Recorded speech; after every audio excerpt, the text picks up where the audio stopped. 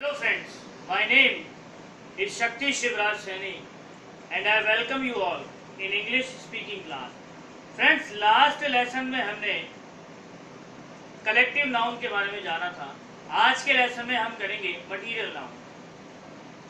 Material noun पदार्थवाचक संज्ञा.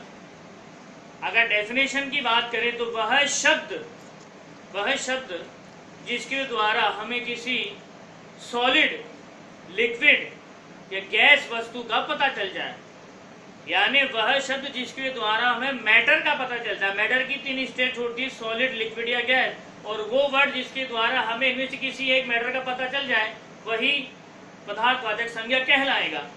For example, आप glass में पानी पी रहे हैं. ग्लास.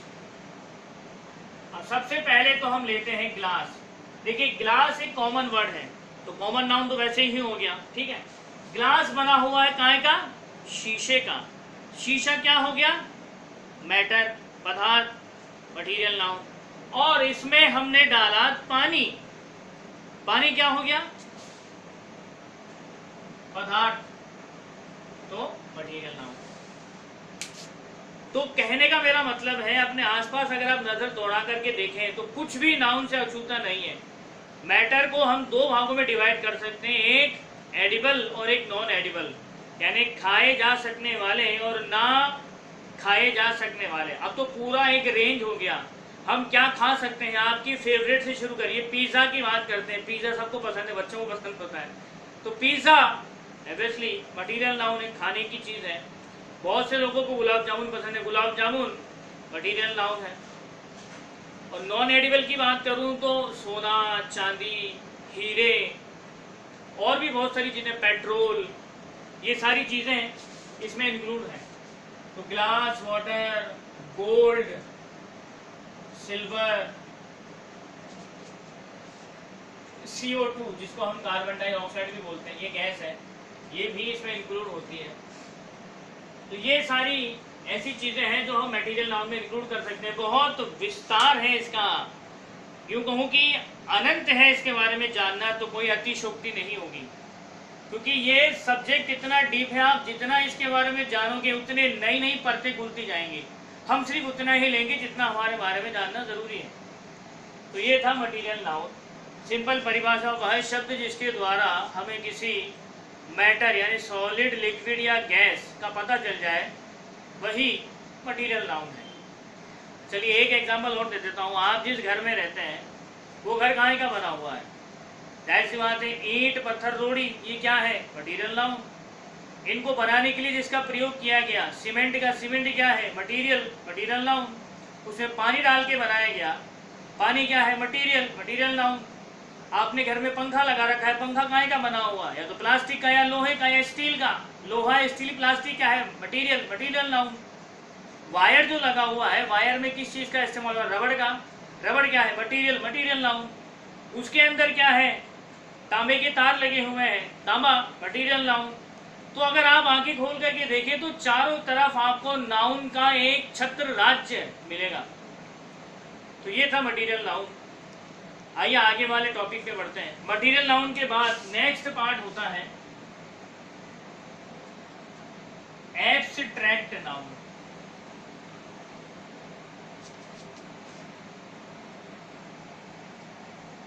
यानी भाववाचक संज्ञा.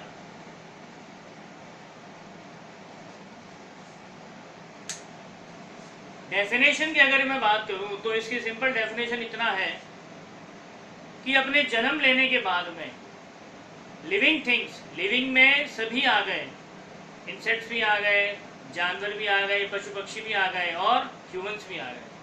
तो अपने जन्म लेने के बाद में लिविंग थिंग्स अपने मरने तक जो भी इमोशंस को फील करते हैं वो सारे एब्स्ट्रैक्ट नाउन में क्लासीफाई होते हैं. अब इमोशन कौन कौन से हैं?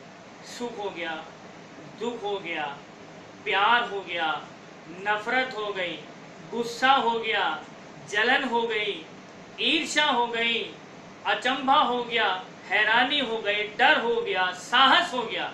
तो इतने सारे भाव हैं जो मनुष्य अपने जीवन काल में अनुभव करता ही करता है.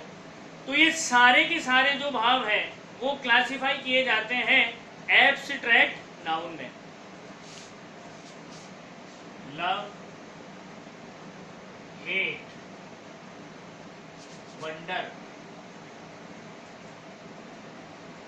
करेज,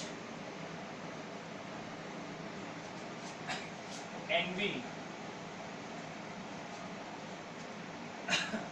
ऐसे बहुत सारे वर्ड्स हैं जो इसमें हम इंक्लूड कर सकते हैं। तो ये था भाववाचक संज्ञा।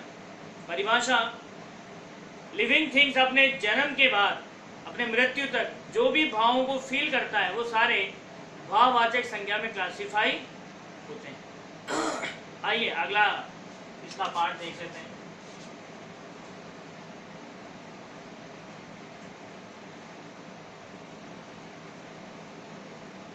पॉजेसिव नाउन यानी अधिकार वाचक संज्ञा।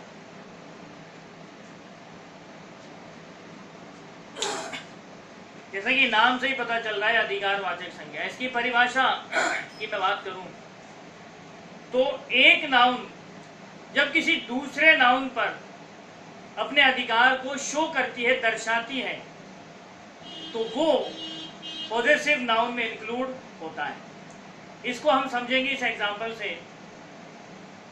कि सीता राम की पत्नी है।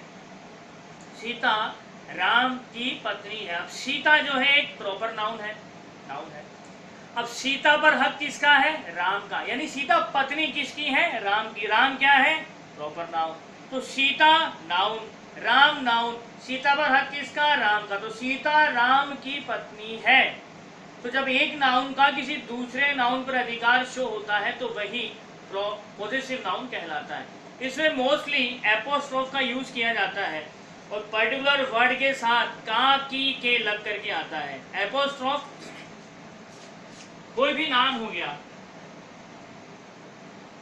इसके बाद ऊपर कॉमा लगा दीजिए और उसमें एस जोड़ दीजिए। इसका प्रयोग इस नाउन में बहुधा मिलता है। अब ये हो गया राम्स। इसकी अगर मैं हिंदी करूं तो इसका मतलब हो जाएगा राम का, राम की और राम के। ये किसी भी वर्ड में जोड़ दीजिए एपोस्ट्रोफ और एस, उसका सिंपल मतलब यही हो जाएगा। उस नाम के साथ का, की, के वर्ड ऐड हो जाएगा। तो सिंपल सा उसका मतलब हुआ कि उस पर्टिकुलर नाउन का किसी और नाउन के ऊपर अधिकार है। ललित, LALIT, ललित, इसमें एपोस्ट्रोफ लगा करके एस जोड़ा तो अब इसका हिंदी अर्थ हुआ ललित का, ललित की और ललित के। आगे जब हम सेंटेंस मेकिंग सीखेंगे तो उसमें बहुत काम की चीज है। तो ये था पॉजेसिव नाउन। जैसा कि आपको पता चल ही गया होगा, ये काम की चीज कहता है कि सेंटेंस मेकिंग में कई बार ऐसे सेंटेंस बनाए जाते हैं जो पॉजेसिव नाउन में होते हैं। राम का, राम की, राम के, ललित का, ललित की, ललित के, राम्स, ललित, विष्णुज। तो ये सारे पॉजेसिव नाउन में कैटेगराइज किए जाते हैं। तो फ्रेंड्स, ये था चैप्टर नाउन। इसको ठीक से स्टडी कीजिए क्योंकि जो भी मैंने बताया उसका एक एक पार्ट, जी हाँ, एक एक पार्ट सेंटेंस मेकिंग में आगे काम आने वाला है। मैं सिर्फ उतना ही ले रहा हूँ जितना अंग्रेजी बोलने के लिए ज़रूरी है। और एक चीज़, अंग्रेजी एक ऐसी भाषा है जैसे आप सीधे टॉप पर नहीं पहुंच सकते। अगर आपको हिमालय चढ़ना है तो जाहिर सी बात है स्टेप बाय स्टेप शुरू करना पड़ेगा। सीधे छलांग मार के आप हिमालय नहीं चढ़ सकते। ठीक उसी तरह से कोई भी लैंग्वेज सीखनी है तो लैंग्वेज सीखने के लिए उसके जो पार्ट्स हैं स्पीच के, उनको सिस्टमेटिक तरीके से जानना जरूरी है। डीप में ना सही, कम से कम थ्योरिकल नॉलेज लेना तो बहुत ही ज़्यादा ज़रूरी है। अगर आप ये कर लेते हैं तो आपकी किसी भी लैंग्वेज पर कमांड बहुत अच्छी हो जाएगी। एंड ट्रस्ट में, अगर आप अंग्रेजी बोलना चाहते हैं तो कुछ छोटी छोटी सी चीज़ें हैं, मैं वही ले रहा हूँ जो बहुत ज़रूरी है। तो इनको आप रिवाइज करते रहिए। और मैंने आपसे कहा आपको पता ही नहीं चलेगा आपका अंग्रेजी बोलना कब आ गया। तो तो फ्रेंड्स खुश रहिए, प्रैक्टिस करिए और मुझे आज्ञा दीजिए। अगले लेसन में मैं प्रोनाउन के बारे में डिटेल में चर्चा करूंगा। तब तक के लिए मुझे आज्ञा दीजिए। नमस्कार।